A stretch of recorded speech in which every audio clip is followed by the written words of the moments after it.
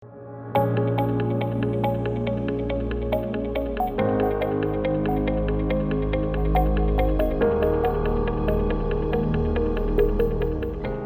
amigos, tengan ustedes muy buenas noches.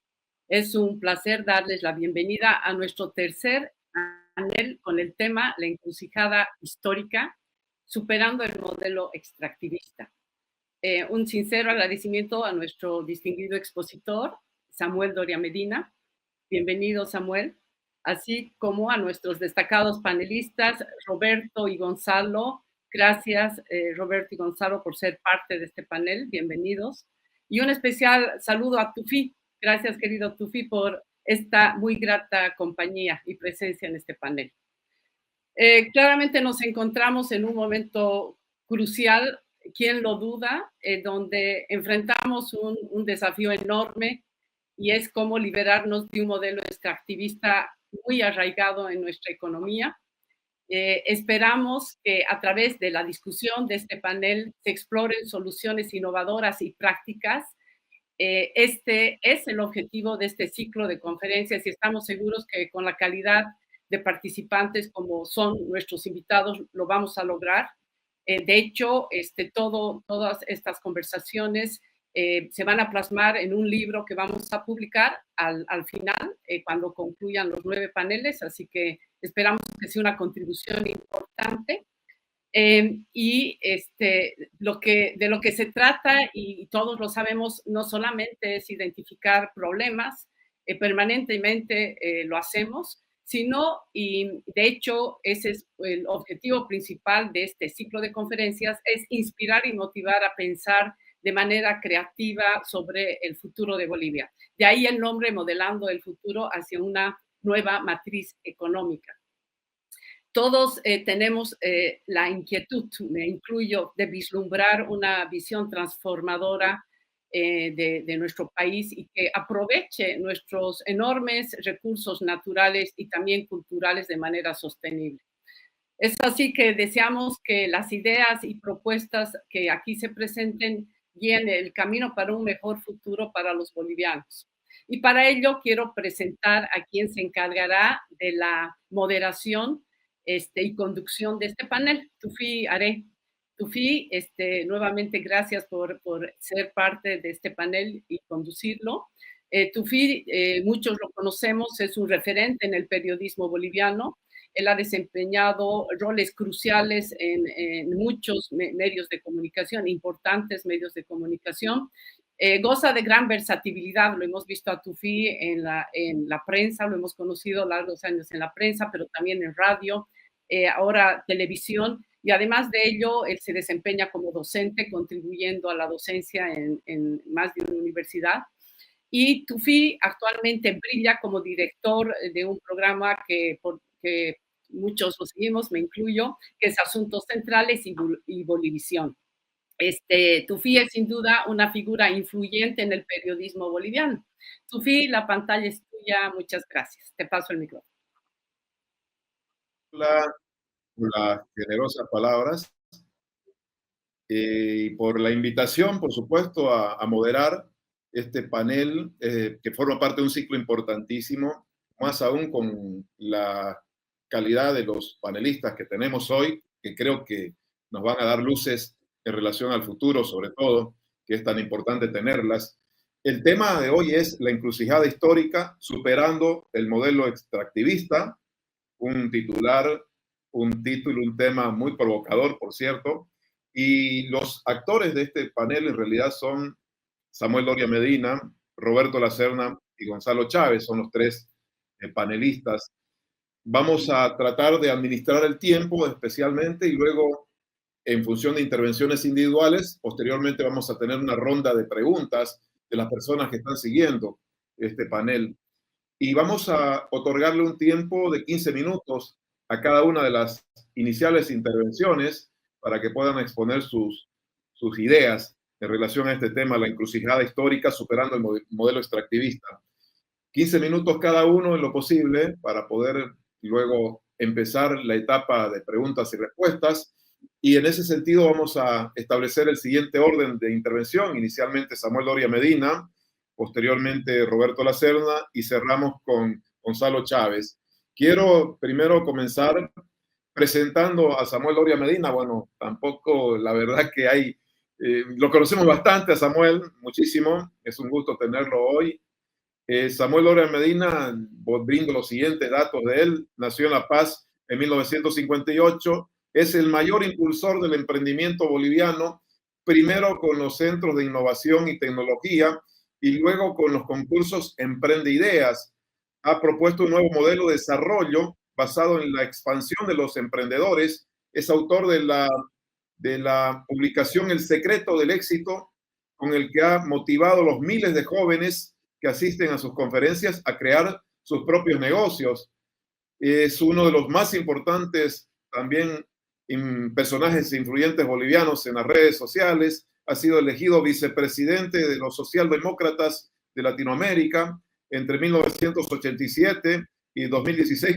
Convirtió a la sociedad boliviana de cemento en la industria más importante del país y se lo considera el principal industrial de la historia en el país. Hoy continúa su éxito empresarial en el campo de la hotelería, las cadenas de comida, el sector inmobiliario, y está incursionando en los emprendimientos basados en la cocina boliviana. Son los datos que tenemos a mano, entre muchos otros, por supuesto, del perfil de Samuel Loria Medina. Así que le vamos a otorgar a partir de este momento, son las 19:07, los 15 minutos correspondientes, Samuel, para que se desarrolle usted su presentación. Así que buenas noches y adelante.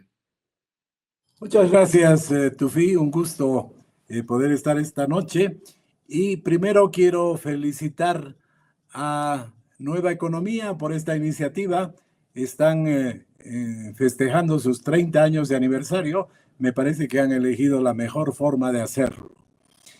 También saludar a Roberto Lacerna, a Gonzalo Chávez. Y bueno, para usar eficientemente el tiempo, entro directamente al tema. Yo quisiera primero dar una caracterización de la economía boliviana. Pese a lo que se piensa normalmente, la economía boliviana tiene una escasez de factores productivos. Si comenzamos a ver la tierra, Bolivia tiene 10 millones de hectáreas que se están produciendo, una buena parte en el área amazónico del país, la otra parte en la zona montañosa con rendimientos muy bajos, y la tierra en Bolivia, pese a que tenemos un territorio de 110 millones de hectáreas, solamente utilizamos en la agricultura o en la agropecuaria 10 millones de hectáreas, lo cual es alrededor de un 9%. Y obviamente, pues, frente a lo que tienen los países vecinos, es un territorio útil con tierras fértiles reducido. Solamente doy como ejemplo que la Pampa Argentina, que está en el centro de ese país, tiene 39.7 millones de hectáreas, prácticamente 4 veces que nuestro territorio útil desde el punto de vista agrícola. No tenemos algo similar a los valles centrales de Chile o al norte del Perú. Entonces, tenemos un problema con el factor tierra por el hecho mismo de tener un 40% del territorio en el área montañosa. Y además, también hay que ser claros, la reforma agraria, que tuvo varias virtudes en el año 52, también ha tenido varios errores, varias fallas, y especialmente en el sector alto de nuestro país, ha generado una serie de problemas con el minifundio, lo cual hace que no sea eficiente la producción agrícola.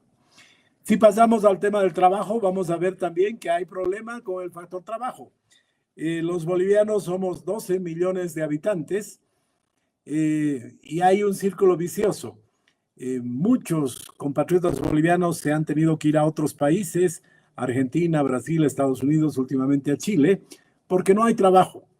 Es una economía que genera pocos trabajos formales y hace que la gente se vaya y reduzca nuevamente la oferta de trabajo. Por ejemplo, alguna vez yo he estado en Vietnam y Vietnam tiene un territorio que es muy similar al de Santa Cruz. Vietnam es un país que tiene 331,000 kilómetros cuadrados. Santa Cruz tiene 329,000. Pero Vietnam tiene 104 millones de habitantes, casi 10 veces lo que tenemos nosotros, ¿no? Entonces, en el factor trabajo también tenemos problemas, y es sabido de que gran parte de nuestra población está en la economía informal, en el trabajo informal. El tema del capital, el otro factor, el otro recurso, factor productivo, también es escaso en nuestro país, porque por la falta de seguridad jurídica siempre hemos visto que los sectores que generan excedentes se llevan el excedente fuera del país. Yo creo que el ejemplo de lo que está pasando ahora, que muchas empresas, empresarios cruceños que han tenido éxito, que tienen excedentes, están invirtiendo en el Paraguay, están invirtiendo en Brasil, están invirtiendo fuera de Bolivia, porque no hay condiciones de seguridad jurídica. Entonces, al mismo tiempo que tenemos escasos factores productivos, hay un gran contraste, porque tenemos gran cantidad de recursos naturales no renovables. Primero fue la plata, después el caucho, el estaño. Ahora estamos siendo testigos del fin de la era del gas. Son 10 años ya que el gas ha ido declinando, y está declinando de manera significativa en los últimos años. Entonces, esa escasez de factores productivos y esa gran cantidad de exceso de recursos naturales no renovables han conformado una Bolivia donde tenemos al extractivismo como su principal motor, su principal característica. Y ese extractivismo ha generado que tengamos una economía dual, donde hay un sector moderno, eficiente, que produce igual que en cualquier otra parte del mundo desarrollado, y un gran sector atrasado, informal, que produce de manera muy, muy retrasada. Naciones Unidas hace un tiempo sacó una estimación y decía que en Bolivia 30% de la población está en el sector moderno, urbano, un 30% es el sector tradicional, rural, y un 40% donde están los informales, migrantes, y especialmente gente que vive en los cordones marginales de las grandes ciudades. Y ahí está la informalidad de nuestra economía. Entonces, creo que para terminar de caracterizar la economía boliviana, claramente tenemos que el principal problema de la economía boliviana, el principal problema estructural de Bolivia, es esta dualidad económica. Se ha generado una economía, e incluso se ha condicionado a la política, y se ha impuesto un modelo con dos características importantes. Una importante presencia del Estado, el estatismo, como sector que produce y que retiene el excedente de las materias primas, y además una forma de vida del rentismo, es decir, que la población espera vivir de parte de los recursos naturales no renovables. Entonces, tenemos prácticamente dos Bolivias, una Bolivia moderna, una Bolivia emprendedora y una Bolivia rentista en la actualidad. Y creo que es muy importante señalar que este modelo económico que hemos tenido en el país gran parte del siglo XXI y en lo que va del siglo XXI, es un modelo que no funciona. Es un modelo donde todavía tiene como resultado que somos el país más pobre de Sudamérica. Tenemos los mayores índices de pobreza extrema y de pobreza en nuestro país. Somos el país más pobre del continente y solamente estamos mejor que Haití, pese a la gran cantidad de recursos naturales no renovables. Entonces, como estamos presenciando el final del ciclo, Era muy difícil plantear un cambio de ciclo en el auge del gas o en el auge del estaño, pero como estamos en el fin del gas y como no se vislumbra a corto plazo el uso del litio, está muy atrasado ese tema en nuestro país, entonces yo veo una gran oportunidad para hacer un cambio de ciclo y para iniciar el año 2025 un nuevo ciclo, un nuevo modelo de desarrollo económico. Y ese modelo de desarrollo económico no va a salir del sombrero de ningún mago. No tenemos que inventar nada, sino tenemos que ver qué es lo que funciona en nuestro país, qué es lo que funciona, qué es lo que ha funcionado, y fundamentalmente hay que dirigir los ojos hacia Santa Cruz. La economía cruceña tiene un crecimiento mucho mayor que el resto de la economía del país. Es una economía donde se tiene excedentes, es una economía diversificada, es una economía exportadora, es una economía que ha generado una clase media y es una economía que se ha vuelto el punto de referencia de todos los bolivianos. Todos los bolivianos quieren irse a Santa Cruz para tener las oportunidades que genera el modelo cruceño. Entonces, este cambio de ciclo yo lo veo porque en los años 80 se habló de que la inversión extranjera era la solución. En los años 90 hemos hablado que la solución era el libre mercado. A partir del año 2005 se ha dicho que la solución eran los sindicatos y la izquierda en la solución, y vemos por los resultados que todo esto ha sido muy precario. Nadie en nuestro país ha apoyado en ningún momento a los emprendedores. Y podemos ver claramente de que están surgiendo en nuestro país emprendedores que son la solución al modelo económico que necesitamos para la siguiente etapa. Yo veo como un emprendedor cochabambino produce autos eléctricos y los exporta. Un emprendedor alteño produce y exporta prótesis. Un emprendedor potosino ha hecho el primer hotel de sal en Uyuni, y mientras el Estado es incapaz de hacer nada con el yacimiento del Mutún y cada año atrasa y sigue gastando, un emprendedor cruceño está produciendo acero en Santa Cruz. Entonces, para mí, claramente, el nuevo sueño de los bolivianos es que podamos generar en los próximos 5 años 1 millón de nuevos emprendimientos en nuestro país. Emprendimientos pequeños, emprendimientos medianos, emprendimientos grandes. Habrá que apoyarlos, impulsarlos y fundamentalmente no ponerles trabas, no ponerles las barreras que actualmente tienen los emprendedores bolivianos. Entonces, yo veo que es posible que se impulse desde el Estado, que se apoye y que toda la sociedad cambie su mentalidad para que el nuevo actor central de la economía sea el emprendedor boliviano.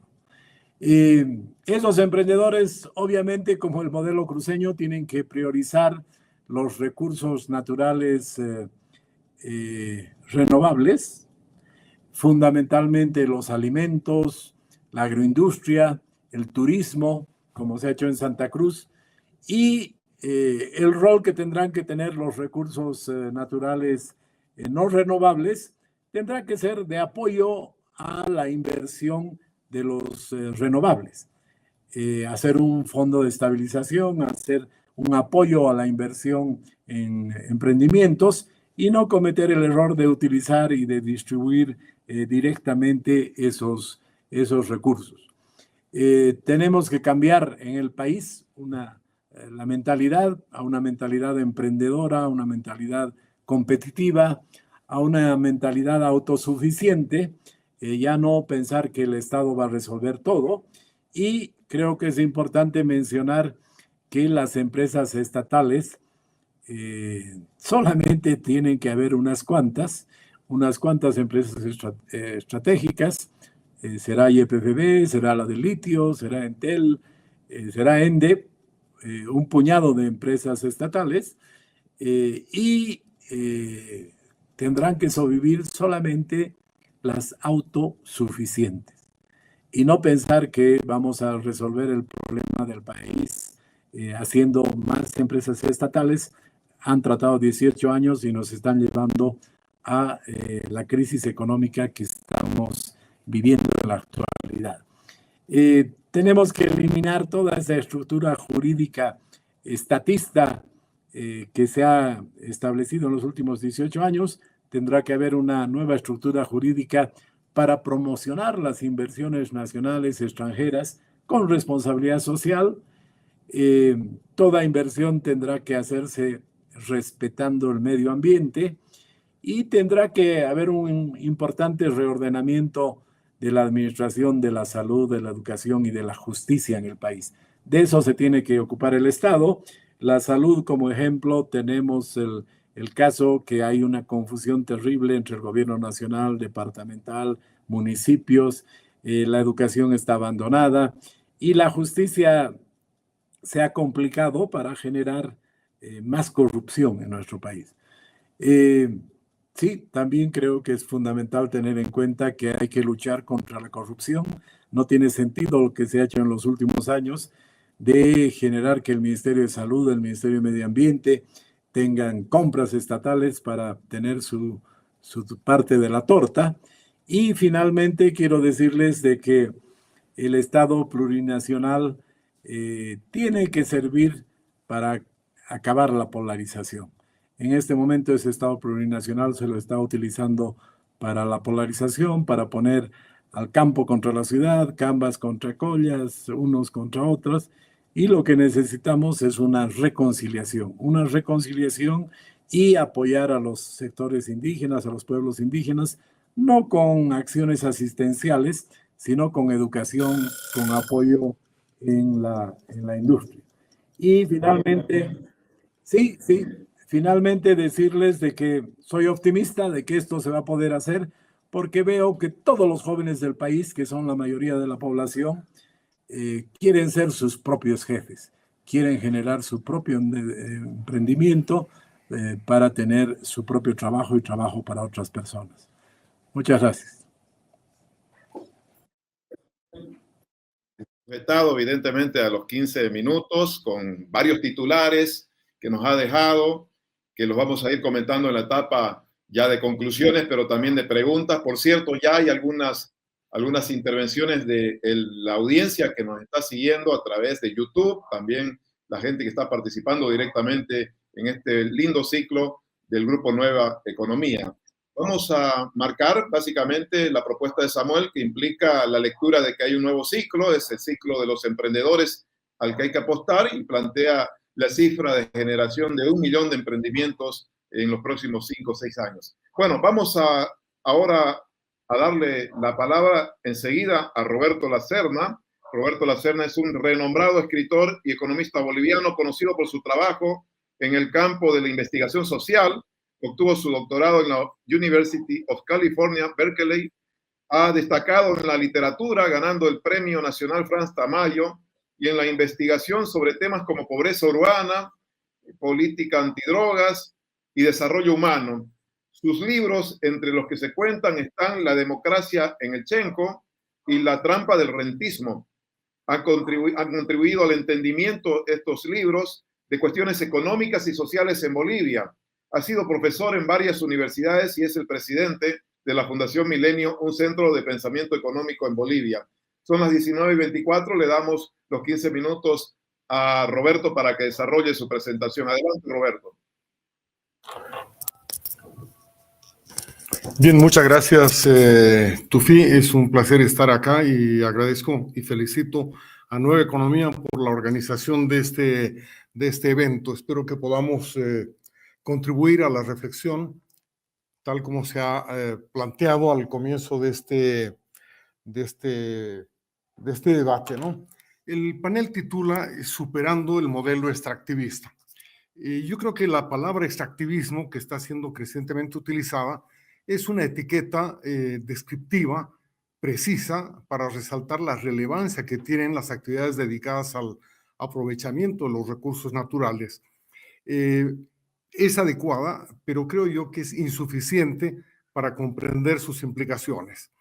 Los países que por casualidad o por suerte, como Bolivia, tenemos abundancia de recursos naturales, Samuel lo ha hecho notar muy claramente, obviamente no podemos ignorarlos y no podemos hacer como si ellos no existieran, pero tampoco podemos aceptarlos como si fueran una condena, una maldición, como han dicho algunos, o una enfermedad. El problema, creo yo, no es la extracción de recursos naturales o el aprovechamiento de los recursos naturales, no es el extractivismo, el problema es el rentismo. Y me voy a referir a este tema muy brevemente. El rentismo obviamente es una práctica económica muy común, muy frecuente, que está basada en la apropiación de las rentas, es decir, en el aprovechamiento de las riquezas previamente generadas, de riquezas ya existentes. El rentista participa de la economía captando una parte del valor total que se genera, pero poniendo recursos de su propiedad al servicio de los productores y comerciantes. En ese sentido, el rentismo no es un problema en sí mismo. Al contrario, el rentismo puede ser una actividad altamente beneficiosa para una economía. Pensemos en una persona que tiene un terreno, que tiene un galpón, que tiene maquinaria, pero no la capacidad técnica o administrativa o la iniciativa para poder darles un uso económico. Lo que hace pues es alquilar todo eso a cambio de una renta, participa de ese modo en el ciclo, pero permite que el innovador, que el emprendedor acceda a un capital fijo muy importante, pero simplemente pagando un alquiler por eso. Entonces, un rentista es también un agente productivo importante. El rentismo se convierte en un problema, sin embargo, cuando el rentista es el Estado. El rentismo estatal es el problema que genera además consecuencias que son terriblemente negativas, tanto en el ámbito económico como en el ámbito político. En primer lugar, lo que hace el rentismo estatal es divorciar al Estado de la economía. De hecho, es lo que nos ha pasado en los últimos años, nos ha pasado siempre.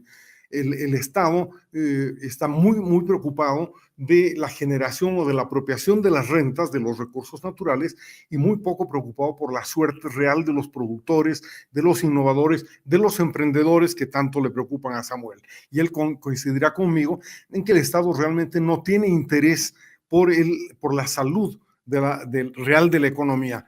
Concentra su atención en la riqueza existente, y eso le hace desentenderse de la dinámica productiva.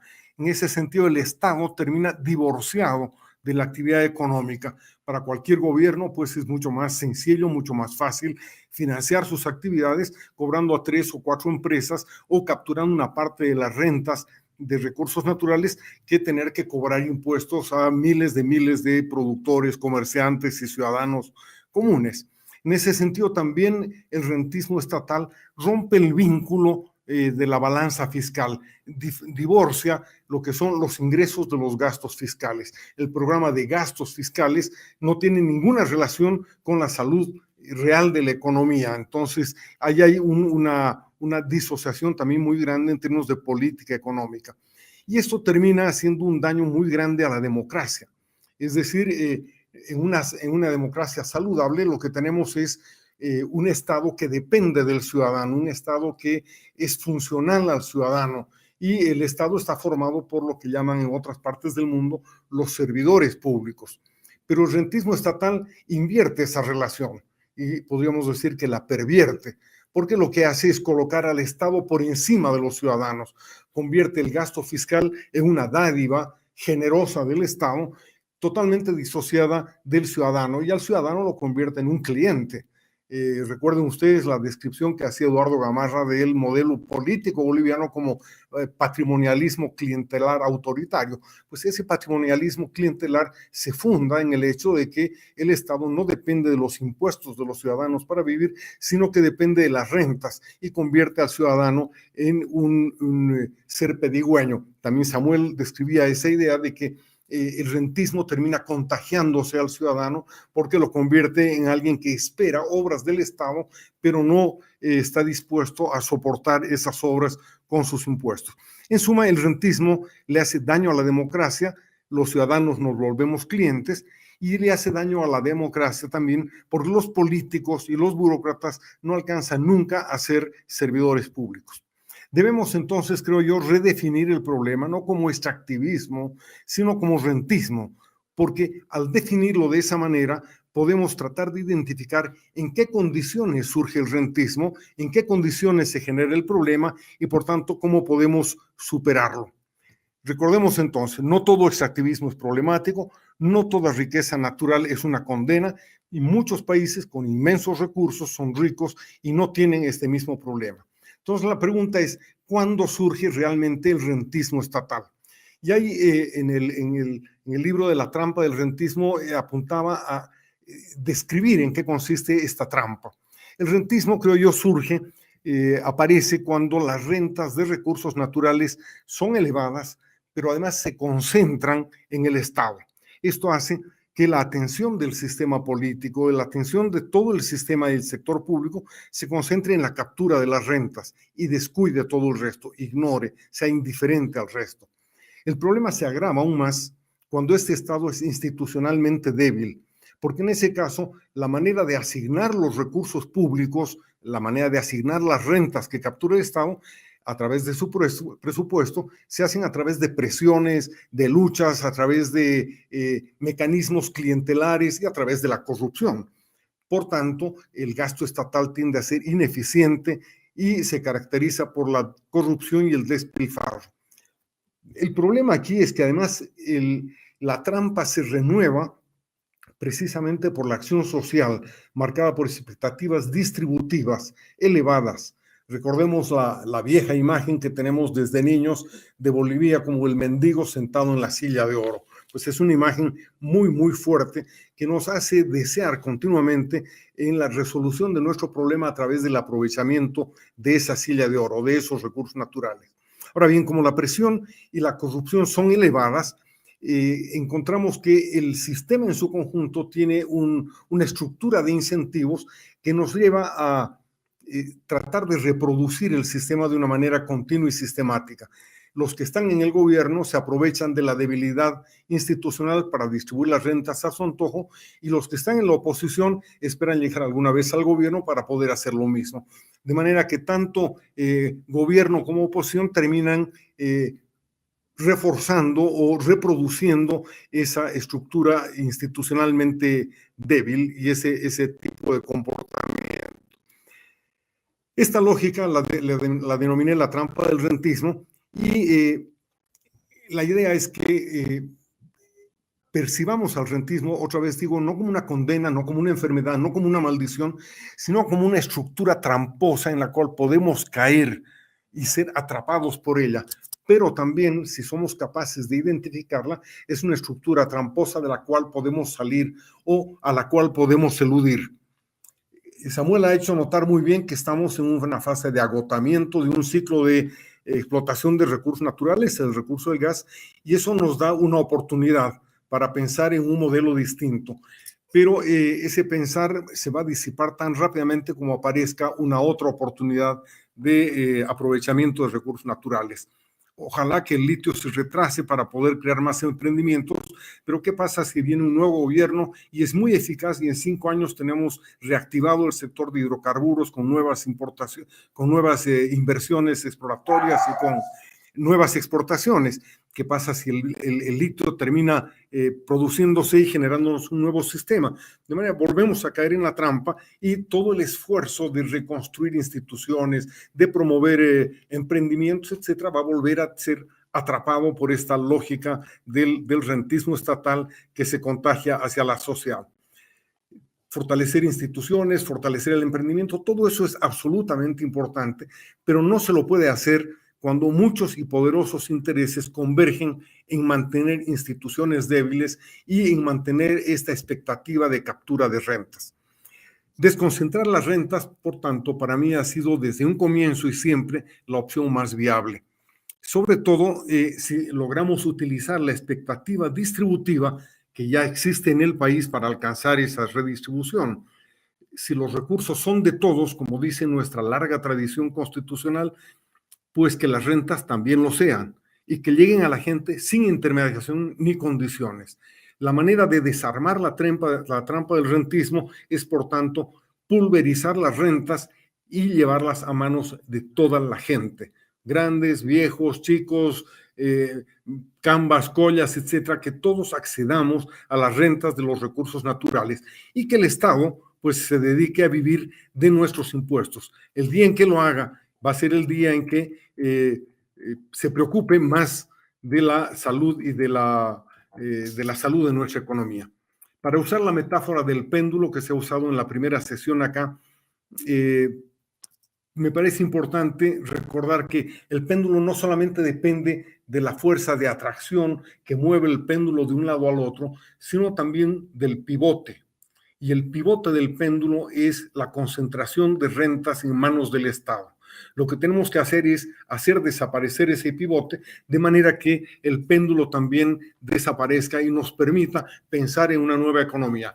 Como dice Samuel, y en eso coincido, no hay necesidad de ser muy inventivos, muy creativos. El mundo lo ha descubierto hace muchos años. El mercado, la iniciativa, la innovación, la libertad económica son factores fundamentales para motivar la producción de la economía.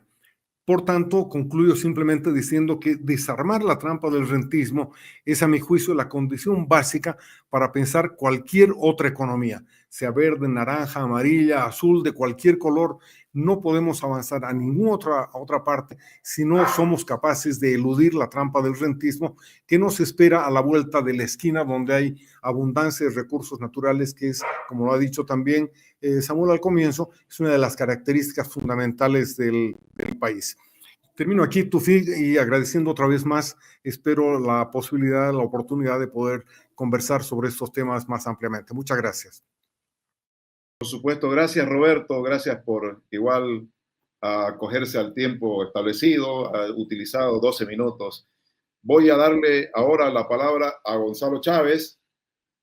Gonzalo Chávez es un destacado profesional con una amplia formación académica en economía y políticas públicas, con títulos de universidades prestigiosas como la Universidad Pontificia Católica de Río de Janeiro, University Columbia y Harvard University. Ha dedicado gran parte de su carrera a la docencia universitaria y al trabajo en el Ministerio de Planeamiento y Coordinación, donde lideró la Estrategia Nacional de Desarrollo en 1992. Actualmente es director de la Escuela de la Producción y la Competitividad en la Universidad Católica Boliviana San Pablo, contribuyendo al desarrollo educativo y económico de Bolivia. Se ha posicionado también como un reputado comentarista de medios, sobre todo. Bueno, adelante, Gonzalo, son las 19:38 para que pueda usted desarrollar en 15 minutos su presentación. Muchísimas gracias, buenas noches, gracias Carola, gracias a Nueva Economía, un saludo a Samuel, a Tufi y por supuesto a Roberto. Bien, miren, yo voy a intentar presentar una propuesta muy concreta como se nos ha provocado en este panel y intentando, digamos, juntar el cortísimo plazo con el mediano y largo plazo. Aquí han hecho propuestas sumamente interesantes. Sin embargo, hay que cruzar el corto plazo para que varias de esas ideas se lleven adelante, ¿no?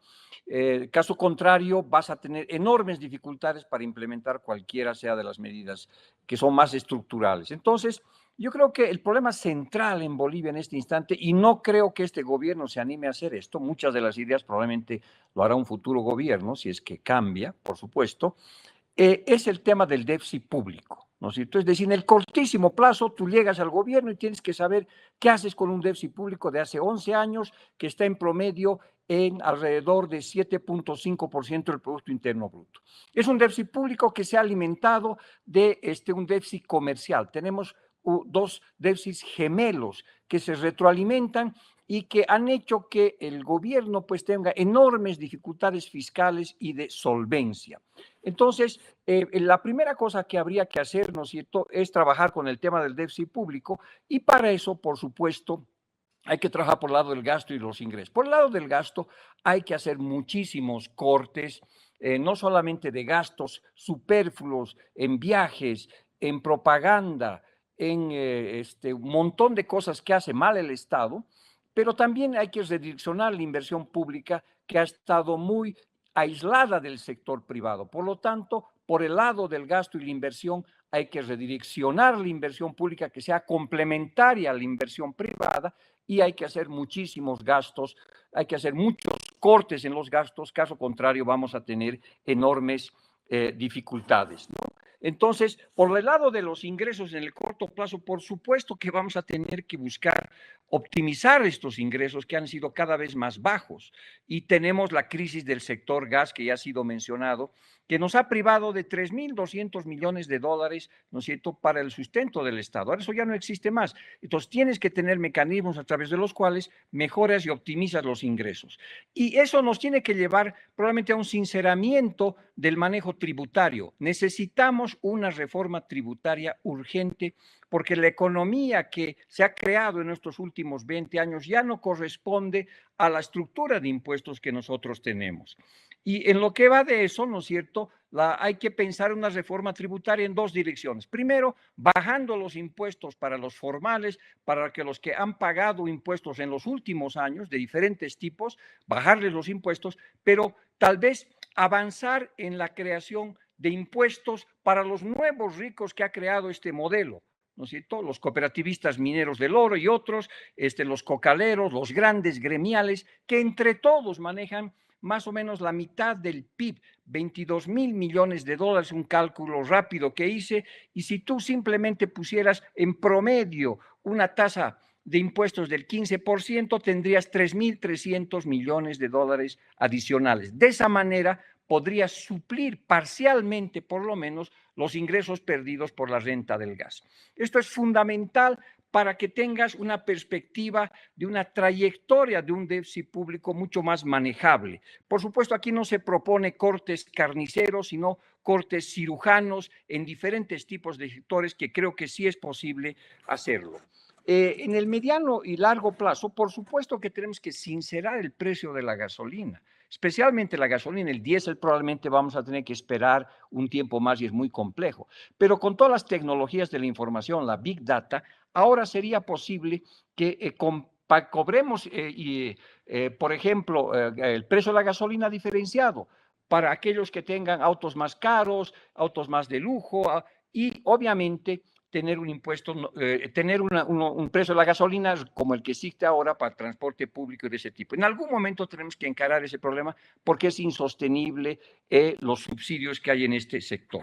Al mismo tiempo, creo que hay que crear una ley de responsabilidad tributaria, es decir, un paquete de manejo fiscal que cambie radicalmente las cosas. Primero, una ley de responsabilidad fiscal donde hagamos una presupuestación plurianual, de tal manera que nosotros pongamos techos y pongamos una reorganización de los gastos y las inversiones y al mismo tiempo de los ingresos. Es decir, esta ley de responsabilidad fiscal pondría, si tú has pedido como inversión pública un año, digamos, 3.000 millones de dólares y no has cumplido, pues al año ya no vas a poder pedir eso, tendrías que pedir mucho menos. Es decir, organizar desde la Asamblea, desde el Poder Legislativo, los techos y las posibilidades para que el Estado no tenga total libertad para el tema de los gastos y las inversiones. Claramente el presupuesto no es suficiente. Entonces, una ley de responsabilidad fiscal, un presupuesto plurianual para ir programando dónde gastar, cómo gastar y dónde sacar ingresos. Y, por supuesto, esto tiene que culminar con algún tipo de pacto fiscal que lleve a este reencuentro del cual hablaba Samuel entre los bolivianos. Y este es un reencuentro en la práctica, es un reencuentro en el manejo de la política pública. Por supuesto, en el tema de las empresas públicas habrá que cerrar muchas de ellas porque son absolutamente ineficientes y habrá que ver cuáles todavía se mantienen.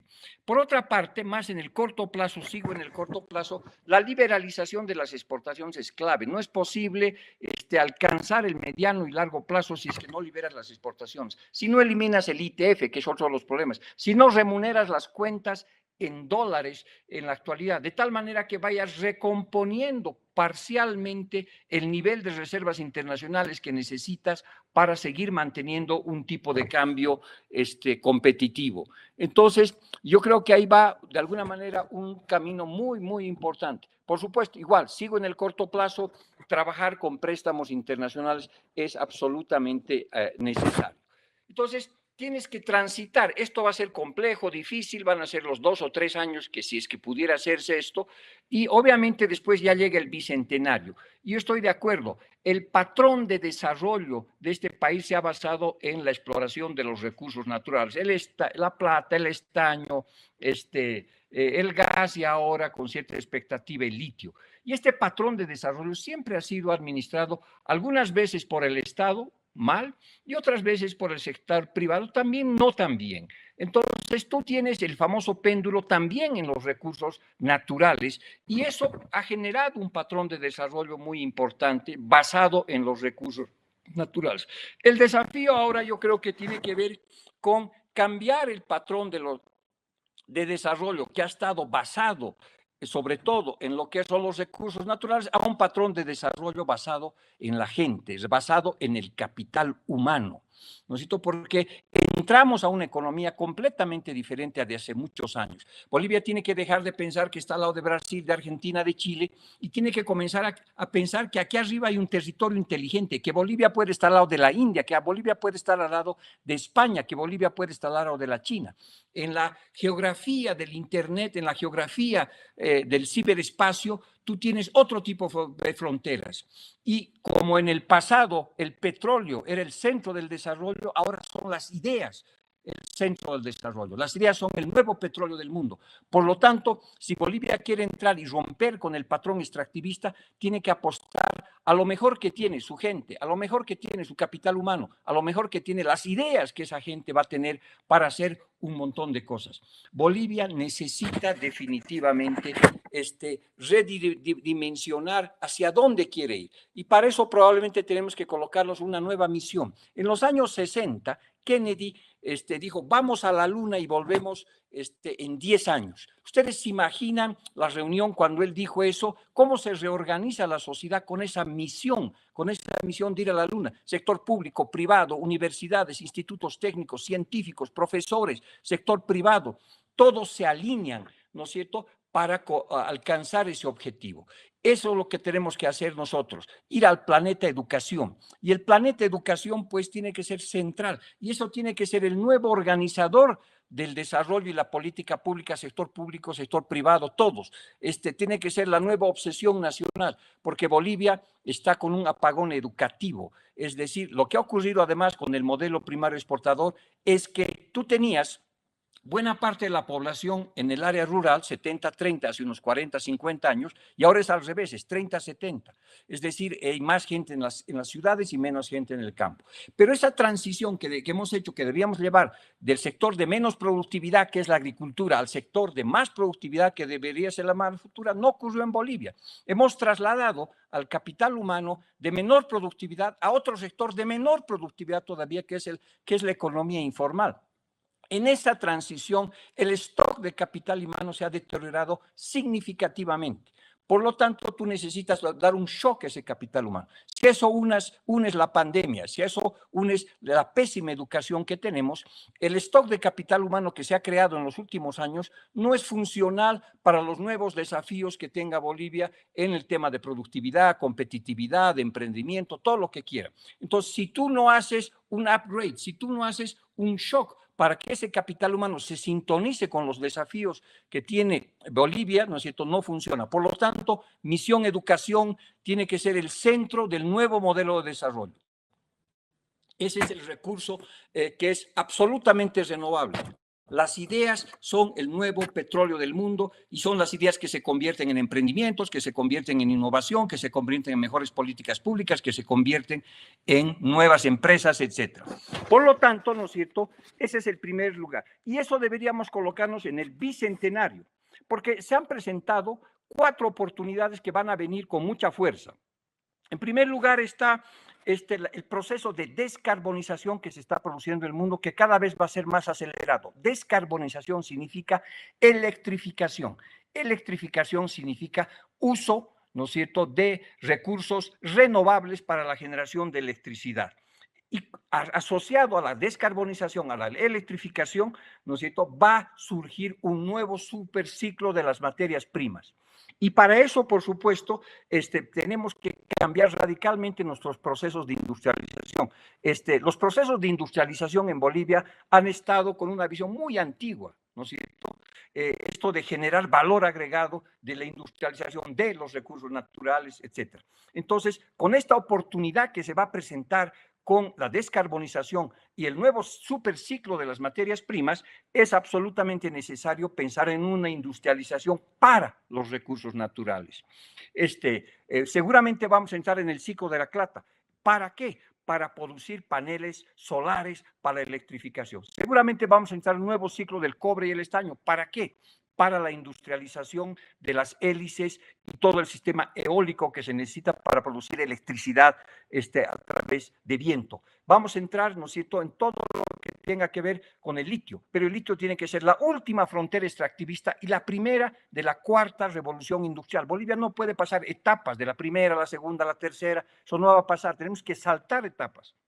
Entonces, Bolivia, con esta nueva oportunidad que se produce en el tema de los recursos naturales, que va a haber un nuevo ciclo, tiene que hacer la última frontera extractivista con la cuarta revolución industrial. Y el litio puede ser un ejemplo significativo para hacer eso, porque tenemos que convertir el altiplano boliviano en grandes clústeres tecnológicos. Hay que atraer las nubes del Internet, Google, Amazon, a las nubes del Internet y venderles viento, venderles frío, venderles electricidad, venderles todos los conglomerados vinculados a eso. Bolivia tiene que convertirse en el principal hub de tecnología, por ejemplo, vinculado al litio. Primera revolución industrial, cuarta revolución industrial. Lo mismo para la plata, lo mismo para el estaño, lo mismo para el cobre.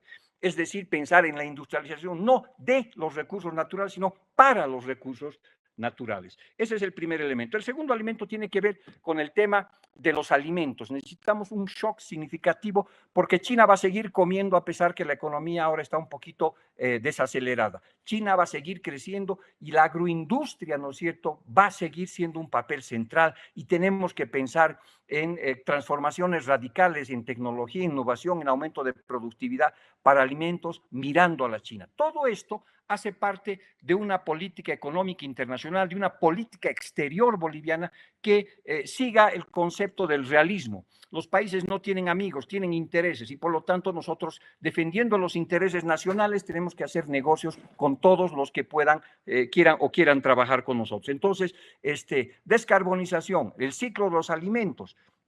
Después también hay una gran pelea entre Estados Unidos y la China, se habla de una segunda guerra fría. Eso en la práctica está generando lo que se llama el fenómeno del reshoring, es decir, industrias europeas, norteamericanas, están buscando nuevos lugares, quieren salirse de la China y Bolivia y América Latina tiene que recibir buena parte de esas industrias en diferentes tipos de sectores. Esa es la tercera oportunidad, pero todo esto se ordena con el capital humano como misión central para dar un shock de mejores ideas para el país. Finalmente está el tema, más interno, más local, que tiene que ver con el turismo, con la gastronomía, con la economía creativa, que tiene que ver con aprovechar, ¿no es cierto?, nuestra cultura, nuestro folclore, nuestra arquitectura, para crear una economía creativa y una economía circular, que no es excluyente de lo anterior, sino que es complementaria. Bolivia puede ser una potencia en turismo, Bolivia puede ser una potencia en gastronomía, Bolivia puede ser una potencia en economía naranja, que se llama, pero eso requiere otra vez capital humano. Por lo tanto, en estas nuevas oportunidades que se van a presentar, hecha una nueva forma de estabilización, equilibrados los nuevos indicadores macroeconómicos, este salto se organiza en base al pivote de que el capital humano es el primer recurso natural, el primer recurso de innovación, el primer recurso de absolutamente todo. Si no hacemos eso, pues vamos a tener dificultades. Y el día de mañana deberíamos colocar espejos en las universidades, en las instituciones, en las calles, en las plazas, en el Green Tower, y para mostrar que lo mejor que tenemos somos nosotros, el capital humano. hay que revalorizar las ideas de la gente. Y esa revalorización de la gente, pues va a tener repercusiones sobre el emprendedurismo, sobre la disminución del rentismo, y esa es la manera que abandonamos el ciclo de lo que son las materias primas y saltamos a la cuarta o quinta revolución industrial. Pero esa transición tenemos que juntar y hacer que la minería que se viene hacia adelante, que la agricultura que todavía nos va a acompañar, ¿no es cierto?, que es la primera revolución industrial, salte a la cuarta revolución industrial. El salto a la cuarta revolución industrial se llama inversión en capital humano, hacer que la sociedad, el Estado, el sector privado, todos caminemos a tener la misión del planeta que tenemos que conquistar, y es la educación, porque la educación es el elemento central del nuevo oxígeno del desarrollo, que son las ideas. Muchas gracias.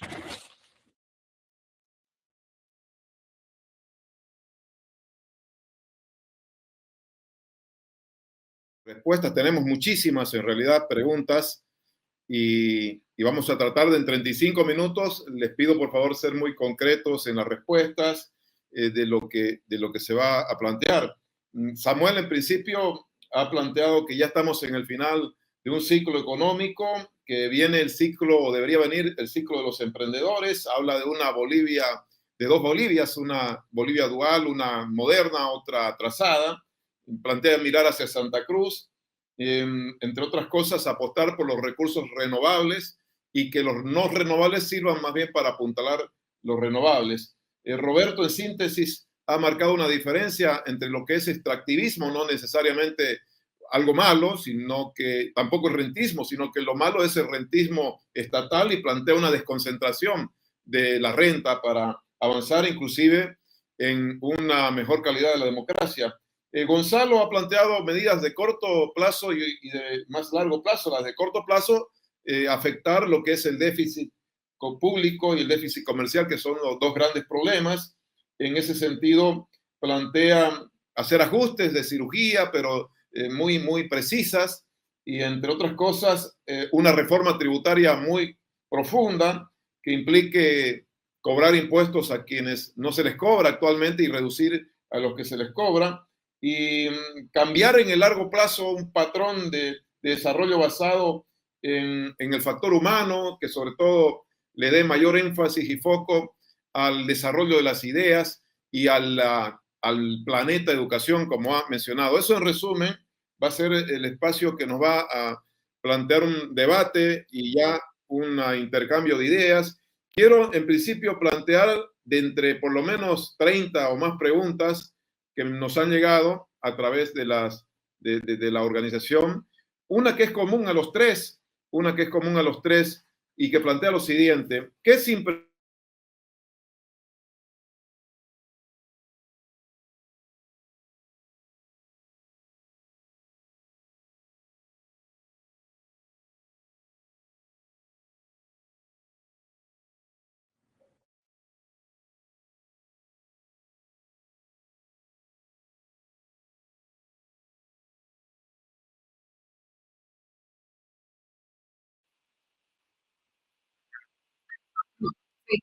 Sí, sí, vamos a continuar hasta que sí, Tufi ingrese. Ahí tenemos algunas preguntas. Daniela, si veo que hay una pregunta, por ejemplo, a los tres: ¿de dónde logramos los recursos para modelar las economías que proponen? Así que veamos que cada uno de ustedes responda. Empezamos por Samuel. Con todo gusto. A ver, dentro de los 10 puntos que yo he propuesto, muy claramente he establecido de que se tiene que acabar el tema del modelo basado en las empresas públicas, y que generan una muy buena parte del déficit fiscal.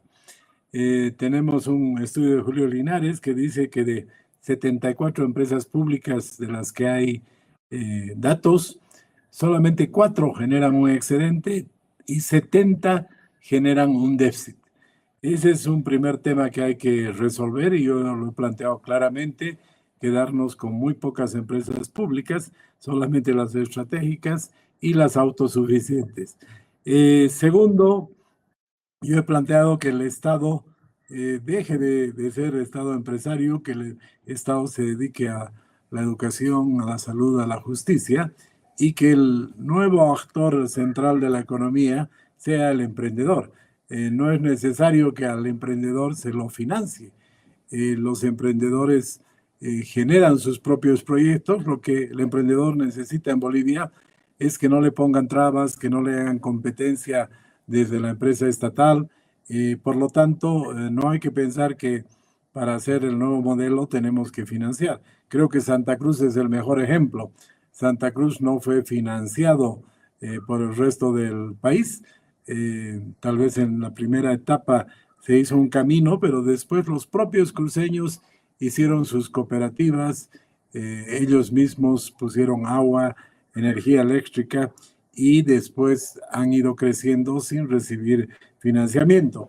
He escuchado que gente del gobierno dice, no, pues Santa Cruz funciona porque tiene subsidios, tiene diésel subsidiado, tiene gasolina subsidiada. Todo el país tiene diésel subsidiado, tiene gasolina subsidiada y no tienen el crecimiento que tiene Santa Cruz. Entonces, claramente no es un problema de subsidios y reitero, no se necesita pensar que el Estado sea el que financie toda la actividad. Seguimos con Roberto, con la misma pregunta, por favor.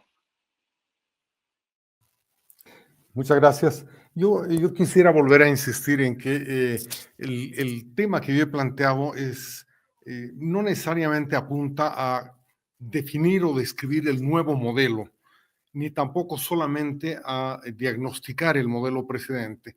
Creo que lo urgente es detectar cuál es el obstáculo fundamental para pensar el nuevo modelo o para construir el nuevo modelo. Y ese obstáculo es justamente el rentismo estatal que se contagia a la sociedad. Esto distorsiona todo el funcionamiento de nuestra economía y todo el funcionamiento de la política. El funcionamiento de la economía porque genera incentivos perversos. Por ejemplo, en este momento o en los últimos 20 años ha sido mucho más eficiente, mucho más productivo invertir en una buena relación con el Estado para capturar una parte de esa renta, para conseguir contratos, etcétera, que desarrollar emprendimientos nuevos. De hecho, nuestra estructura productiva en estos últimos años se ha visto muy debilitada.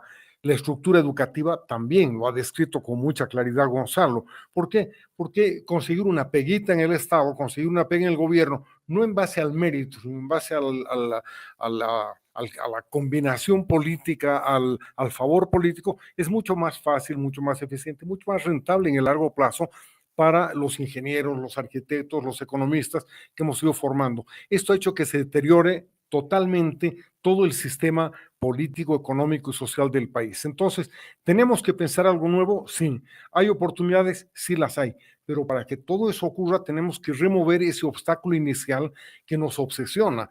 Porque mientras las rentas sean fáciles de acceder, mientras estén concentradas en el Estado, mientras el Estado sea una institución débil que es vulnerable a la presión política, va a ser mucho más fácil para nosotros pelearnos por las rentas, pelearnos por la captura de esas rentas, que tratar de pensar en la apertura de mercados, en la creación de nuevas empresas, etcétera. Entonces, mi intención es sobre todo tomar en cuenta la necesidad de desarticular, desarmar esa trampa y remover el núcleo fundamental, el pivote fundamental de esa trampa, que es la concentración de rentas de recursos naturales.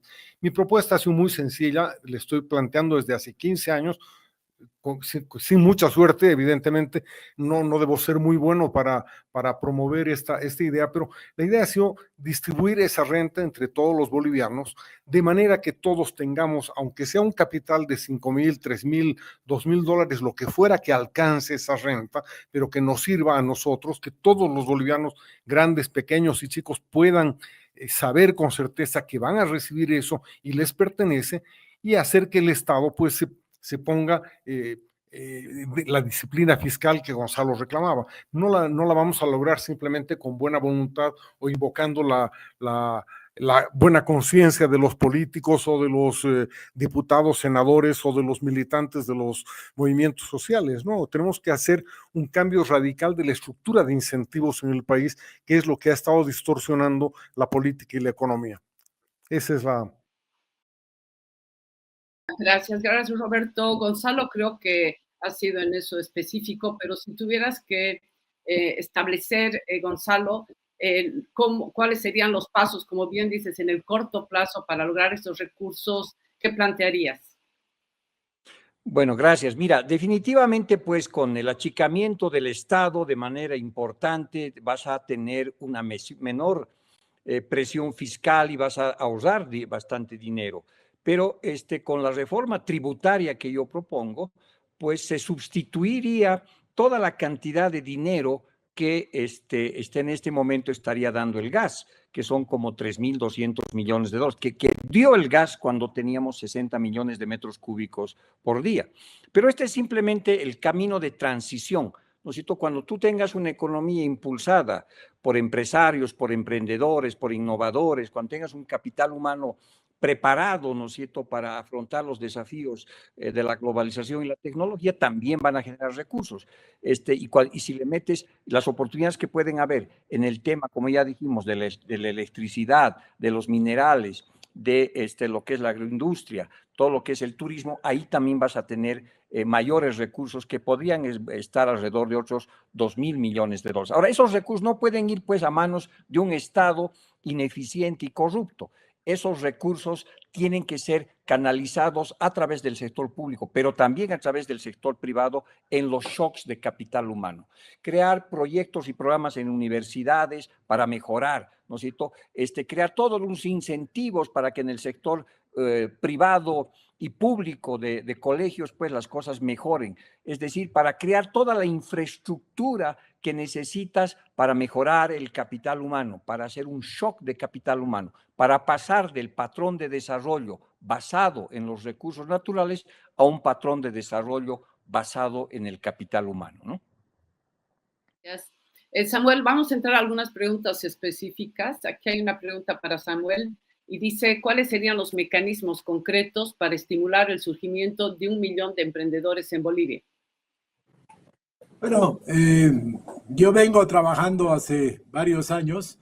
Uno de los proyectos muy exitosos es el de los CITES, Centros de Innovación Tecnológica, donde hemos capacitado a más de 60,000 bolivianas y bolivianos en cursos cortos para que puedan tener un oficio y puedan convertirse en emprendedores. Tenemos muchas historias de éxito. Ahí estamos resolviendo uno de los problemas centrales de la educación en nuestro país. Tenemos una estructura de la educación para que todos sean doctores, para que todos vayan a la universidad y buena parte de ellos sean desempleados o sean comerciantes o choferes. Nosotros damos educación técnica de muy corto plazo y con eso convertimos a miles de emprendedores. En segundo lugar, yo vengo haciendo hace varios años los concursos de emprendedores y que no es tampoco que hemos descubierto el agua tibia, sino que hemos visto que en Uruguay, en Chile, hacen este tipo de concursos y son un mecanismo muy eficiente para encontrar buenos proyectos, para darles capital semilla.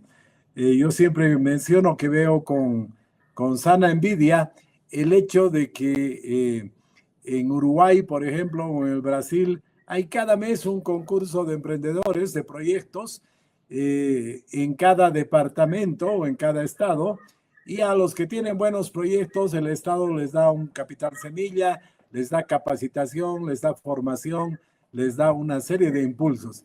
Entonces, conozco los mecanismos para impulsar emprendedores, pero además lo que me dicen los emprendedores en todo el país es que lo que quieren es que el Estado no les siga poniendo piedras en el camino, que el Estado no les compita.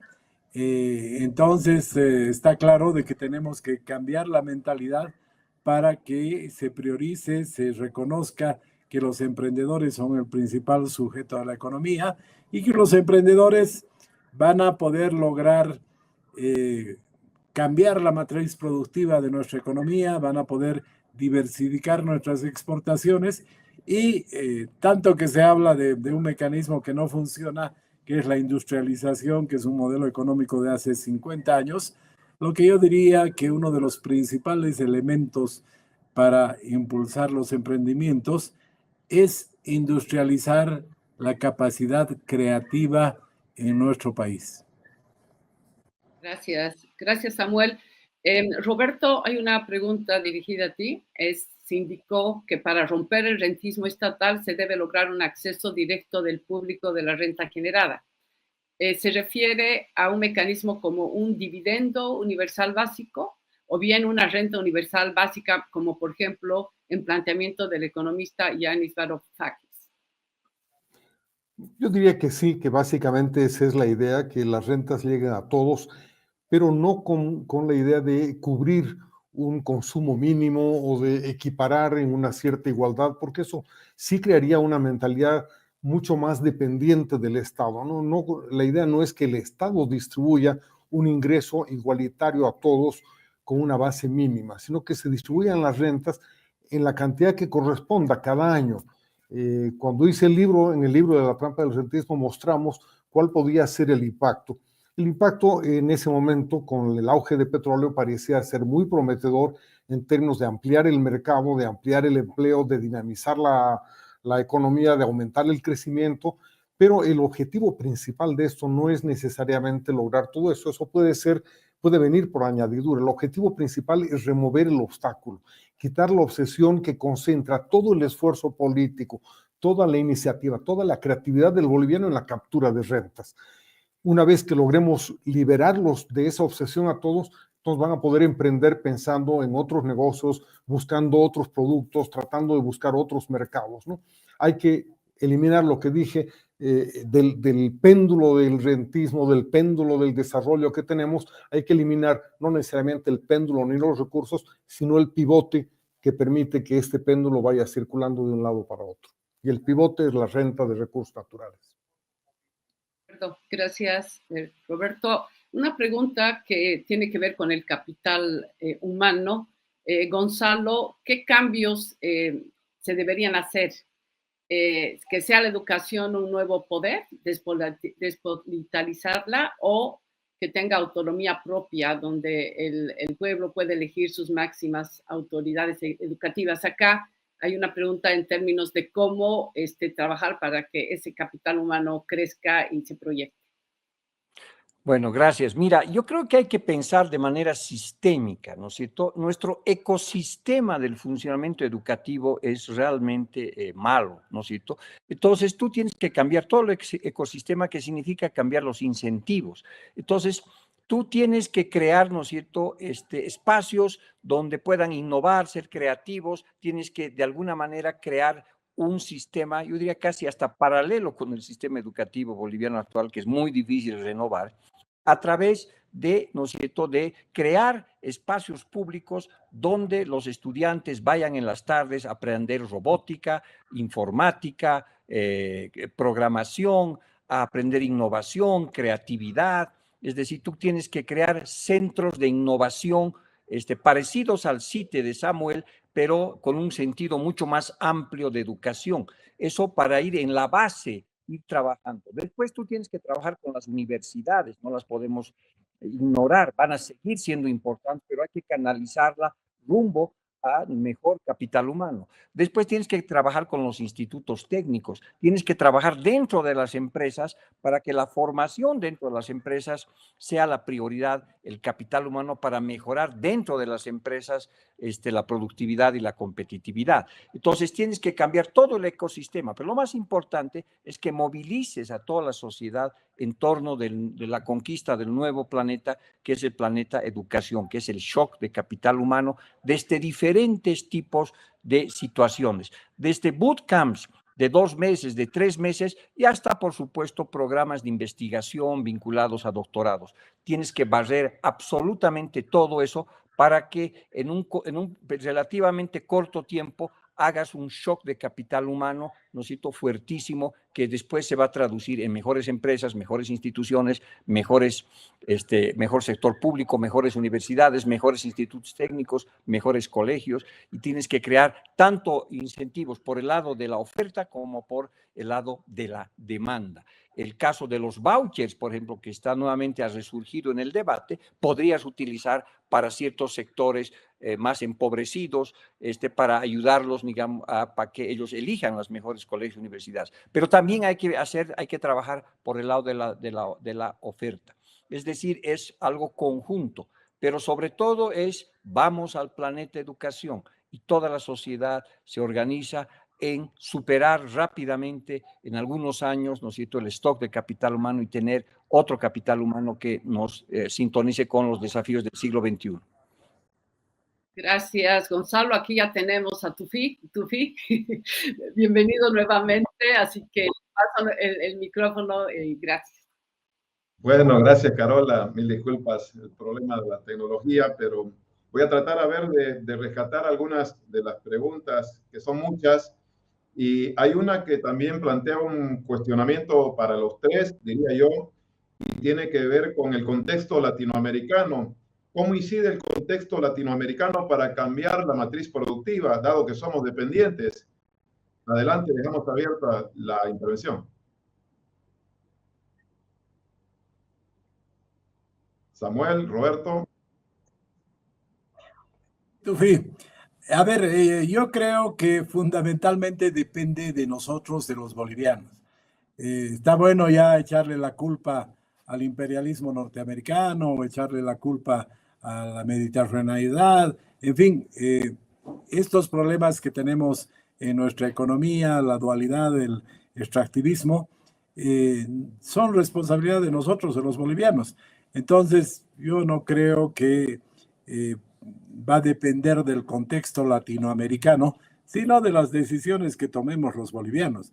Y en eso yo decía que soy optimista porque estoy en contacto con miles de jóvenes todos los días y los jóvenes quieren ser su propio jefe, los jóvenes quieren tener su propio emprendimiento, los jóvenes no quieren una pega en el sector público y por lo tanto mi optimismo está en que esos jóvenes no van a apoyar que continuemos con el estatismo, que continuemos con el extractivismo, sino que están buscando nuevos horizontes. Y además yo creo que el pragmatismo es fundamental. Yo tengo una anécdota muy buena de cuando visité Vietnam, que me impresionó bastante, justamente hablando de su sistema educativo. Yo les pregunté, les dije, a ver, explíqueme qué han hecho. Vietnam es la economía de mayor crecimiento en el mundo en el siglo XXI. Y bueno, Vietnam estuvo en guerra con Estados Unidos hasta el año 75 y la primera respuesta que me dieron que me sorprendió, me dijeron, lo que hacemos en las escuelas desde el primer curso es enseñar inglés, porque el inglés es el idioma del mundo, es el idioma de la economía, del comercio. Entonces, todos los niños vietnamitas aprenden inglés. No se hacen problemas ideológicos, que el imperialismo, que no sé qué. Se dan cuenta de que el inglés es fundamental en la educación y desde el primer curso en Vietnam les dan el inglés. En segundo lugar, cuando les pregunté, les dije, pero a ver, ¿y cómo ha cambiado su país?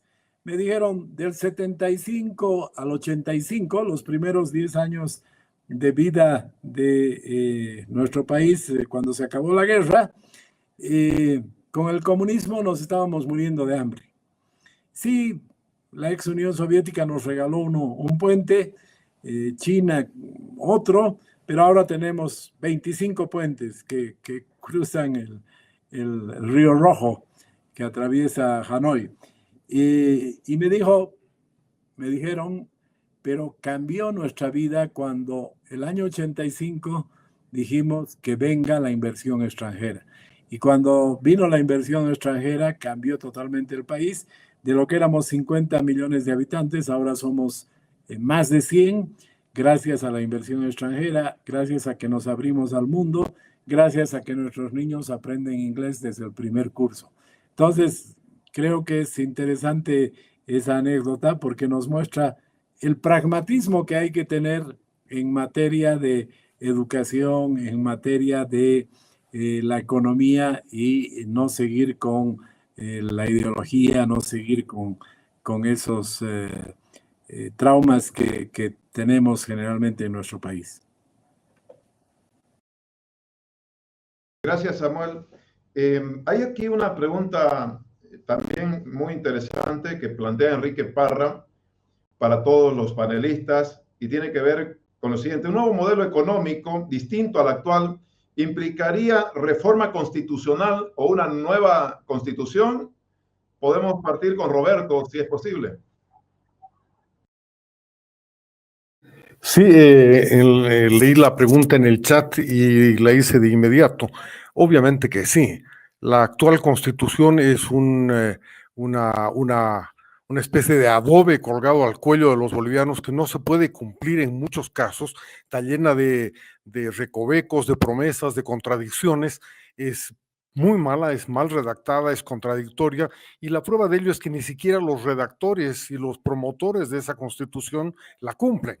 De hecho, la han intentado violar y la violan cotidianamente, todo el tiempo. Entonces, esa constitución es de muy mala calidad jurídica, política, social, y obviamente vamos a tener que pensar en cambiarla, no solamente uno o dos artículos que se refieren al poder judicial o que se refieren a la reelección, etcétera. Creo que hay que pensar en cambiarla íntegramente y totalmente. Y ahí creo que hay una muy interesante propuesta que justamente la hizo Gonzalo Sánchez de Lozada como una especie de testimonio político hace unos meses, y que me parece sumamente interesante porque es una propuesta constitucional breve, reducida, simple, muy sencilla, y que abre posibilidades de cambio y de desarrollo muy promisorias para el país. Yo quisiera invitar a todos a leerla, ¿no? Nueva asamblea constituyente, por lo tanto. Probablemente sí, o sea, tal como están las cosas, probablemente una nueva asamblea constituyente sea imprescindible, ¿no? El problema es que una asamblea y un trabajo en comisiones es inmensamente difícil, ¿no? Es tremendamente difícil. La experiencia chilena nos está mostrando cuán difícil es trabajar una nueva constitución, ¿no? Han producido una, la han rechazado, han producido otra, ahora está, y aparentemente podría también enfrentar el rechazo, de manera que van a tener que volver a la anterior y tratar de reformarla de a poco. En el caso boliviano, una propuesta podría ser volver a la existente el año 93 o 94, la que se reformó durante el gobierno de Paz Zamora, y tratar de cambiarla de a poco, teniendo alguna guía que nos permita decir cómo podemos liberarnos de las trabas estatistas, rentistas que tienen esas constituciones, pero la forma jurídica, digamos, en este momento no está en cuestión. En este momento es imposible siquiera pensar en una asamblea constituyente, pero sí creo que es importante que nos pongamos en la cabeza la idea de que con la actual constitución todo lo que estamos discutiendo, las ideas de emprendedores, la transformación del rentismo, la superación del extractivismo, etcétera, son irrealizables. Ahí quisiera recurrir a Samuel y también a Gonzalo, si coinciden o no con que se debe reformar totalmente la Constitución, y en este caso se tendría que hacer vía Asamblea Constituyente. Parto con Samuel y seguimos con Gonzalo. Con todo gusto, Tufi. A ver, para comenzar, yo creo que sí, hay que cambiar la Constitución, pero hay que cambiar el método también, porque yo he estado presente en la Asamblea Constituyente y eso nunca funcionó. Y la nueva Constitución no se hizo en la Asamblea Constituyente, se la hizo en el Parlamento. Entonces, creo que para cambiar la Constitución habrá que pensar en mecanismos más operativos, más prácticos. Estamos viendo lo que ha pasado en Chile. Una famosa asamblea constituyente redactó un bodrio que fue rechazado y los chilenos han ido a otro mecanismo mucho más expedito, claro, para redactar su proyecto que será considerado el 19 de diciembre. Mencionar solamente dos aspectos absurdos que tenemos en la nueva Constitución. A raíz del problema de los cooperativistas mineros que están en La Paz bloqueando y que quieren hablar con el gobierno, uno de sus reclamos es que sus contratos son ilegales, o sea, no tienen contratos porque en la actual Constitución dice que el Congreso tiene que aprobar cada uno de los contratos. Hay como 20,000 cooperativas en nuestro país. Imagínense si solo tuvieran un contrato, tienen más de uno, que el Congreso o la Asamblea Plurinacional se dedique a aprobar 20,000 contratos de cesión mineros.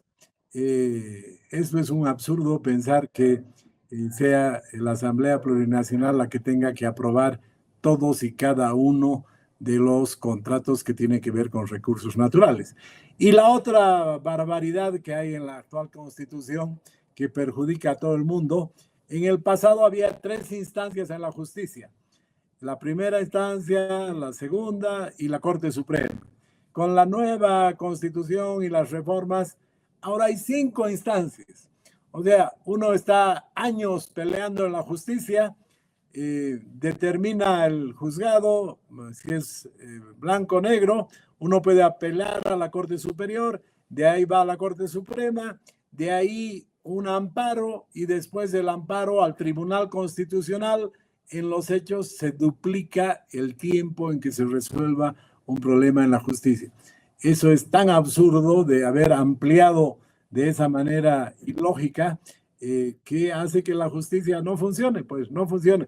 Y obviamente eso se ha hecho para parcelar la justicia y para distribuir mejor las pegas y para que todos tengan la parte del pastel en la justicia. Entonces, solamente menciono esos 2 ejemplos de lo absurdo que es la actual Constitución. Y para terminar, menciono, Tufi, de que creo que es importante reconocer que también ha habido cambios en el país. El tema del Estado plurinacional hace que muchos compatriotas se sientan incluidos. Y antes de haber un Estado plurinacional, se sentían excluidos. Entonces, no creo que sea tan fácil de borrar eso con el codo.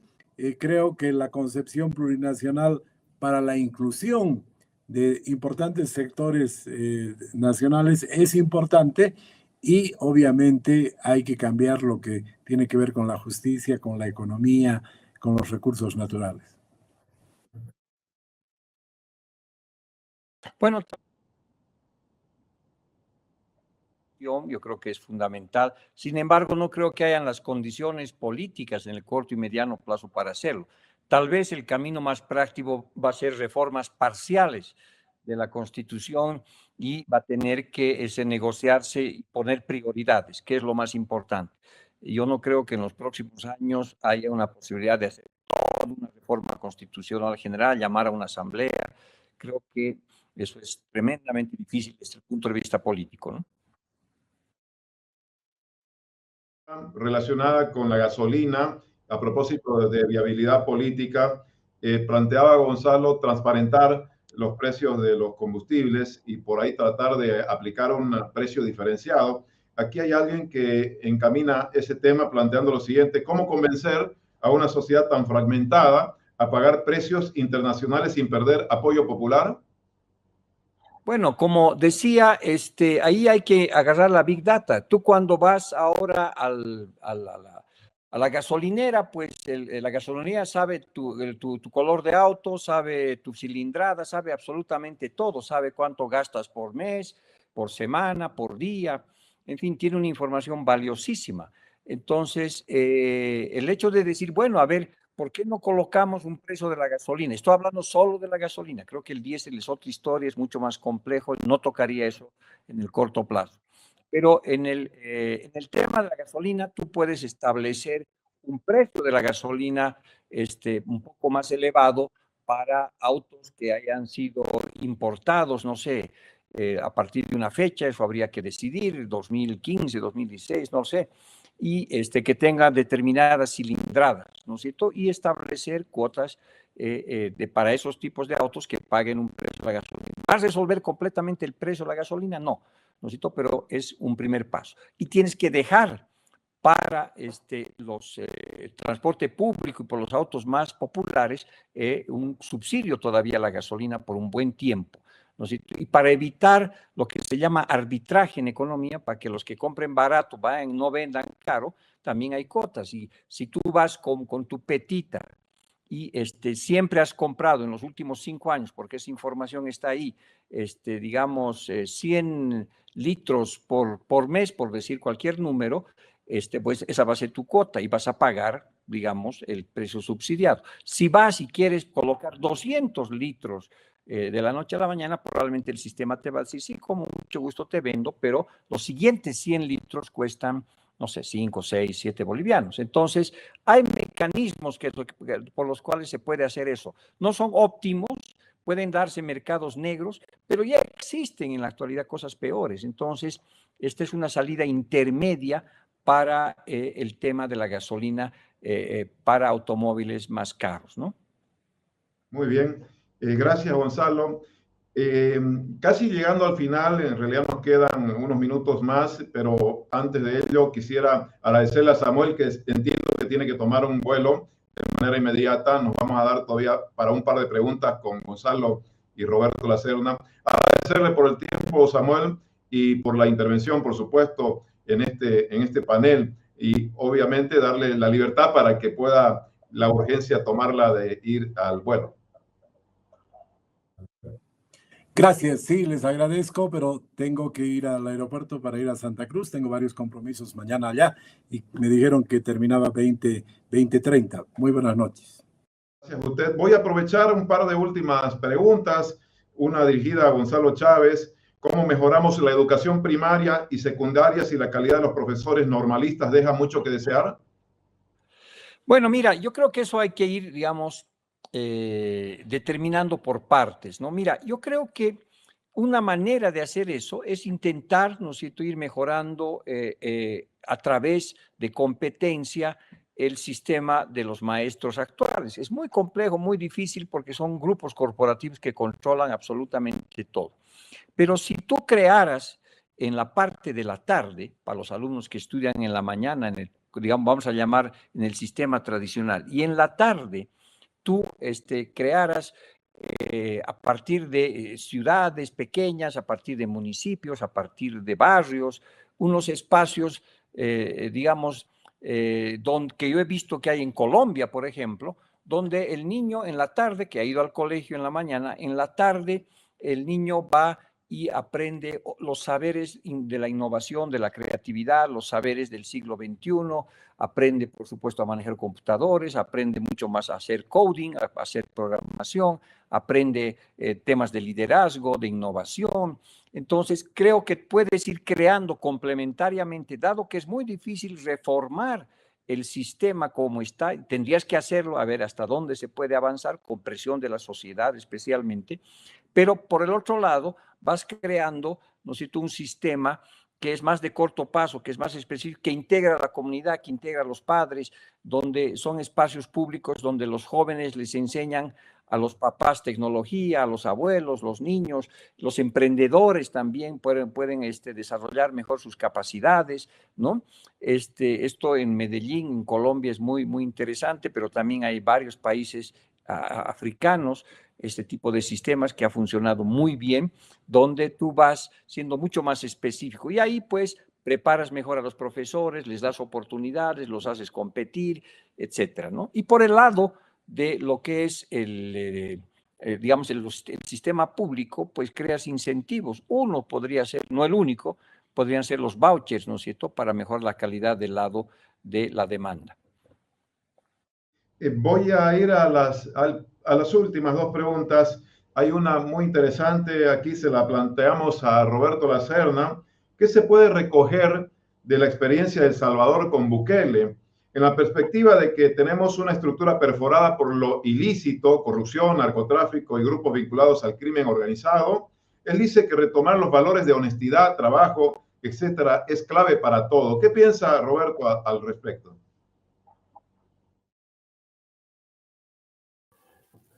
Bueno, me parece muy, muy riesgoso el pretender que una salida a los problemas sociales sea el poder concentrado en una sola persona, ¿no? En este momento Bukele, por supuesto, ha logrado controlar las maras, ha logrado reducir el crimen, ha logrado desarticular a una gran parte de las pandillas, que realmente era un problema enormemente preocupante y serio para El Salvador. En este momento ya su sistema institucional, por el otro lado, está debilitándose y el poder se está concentrando en Bukele. podría terminar convertido en un dictador terriblemente autoritario y personalista. Es posible, no lo sabemos. Yo preferiría que pensemos más bien en métodos más democráticos, en métodos más compartidos, que nos permitan realmente aplicar el principio de la ley en todos los casos.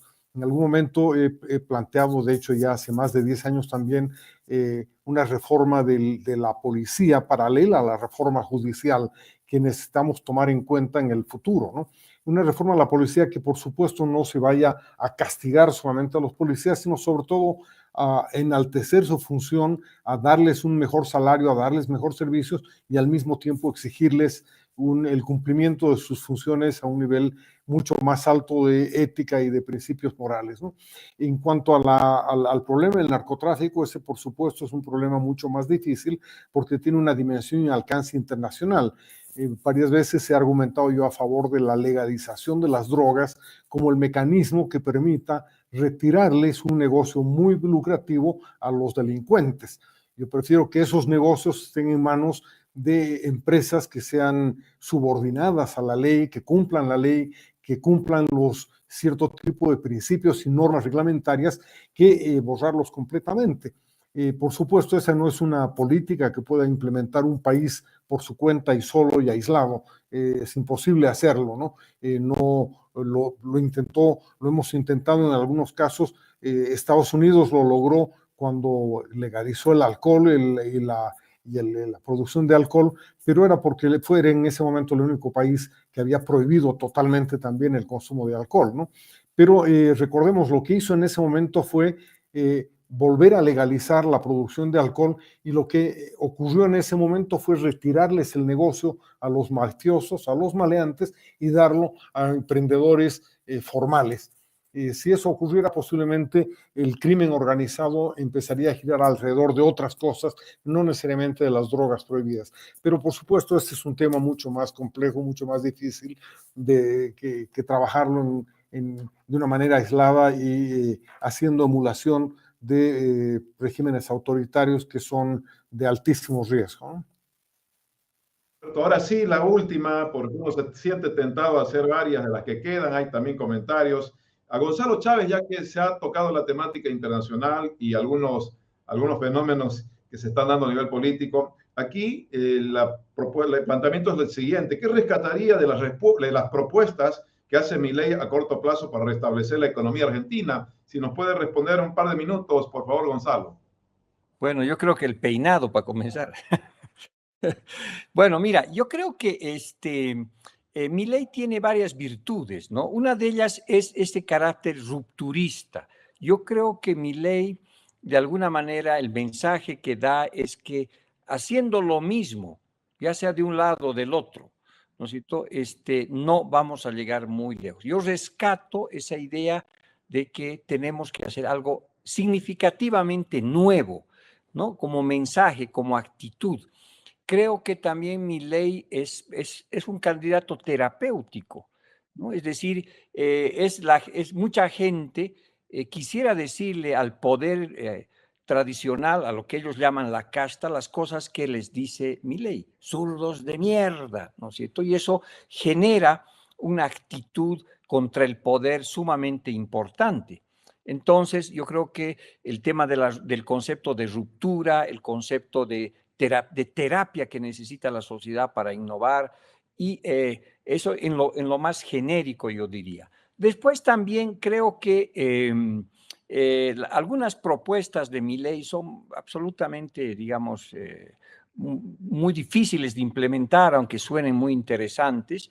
El tema de la dolarización, por ejemplo, creo que Bolivia podría enseñar más a Milei que simplemente pensar en la dolarización. Bolivia hizo un plan de estabilización sin necesariamente tener que dolarizar, pero los controles de inflación son sumamente complejos, y creo que Bolivia tiene una experiencia muy interesante que se debería ver. Entonces ahí, en ese caso, debería ser al revés. Milei debería darse una vueltita por Bolivia para aprender cómo se logra estabilidad, ¿no es cierto? Y cómo se mantiene la estabilidad a pesar de los gobiernos que han sido de izquierda y de derecha. Ahora estamos en riesgo, pero yo diría que en general han pasado casi 40, 50 años de que la estabilidad se volvió un patrimonio estatal, es un patrimonio nacional, y eso son buenas cosas. También creo que